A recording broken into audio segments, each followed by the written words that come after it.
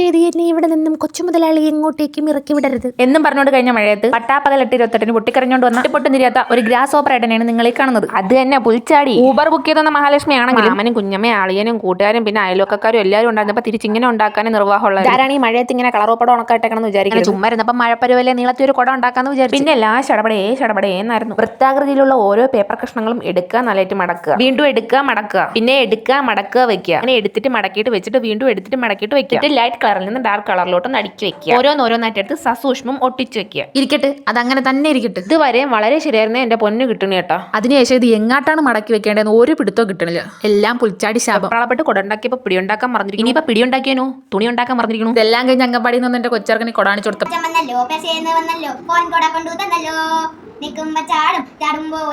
അങ്ങനെ ഈ മഴക്കാലത്ത് കുട ഇല്ലാത്തവർക്കും കുട ഇല്ലാതാക്കുന്നവർക്കും വേണ്ടി ഈ വീഡിയോ സമർപ്പിച്ചുകൊണ്ട് ഞാൻ ഇവിടെ നിർത്തുന്നു. നന്ദി, നമസ്കാരം. അപ്പോൾ വീഡിയോ ഇഷ്ടപ്പെട്ടാൽ ലൈക്ക് ചെയ്യാനും ഷെയർ ചെയ്യാനും സബ്സ്ക്രൈബ് ചെയ്യാനും സപ്പോർട്ട് ചെയ്യാനും മറക്കല്ലേ.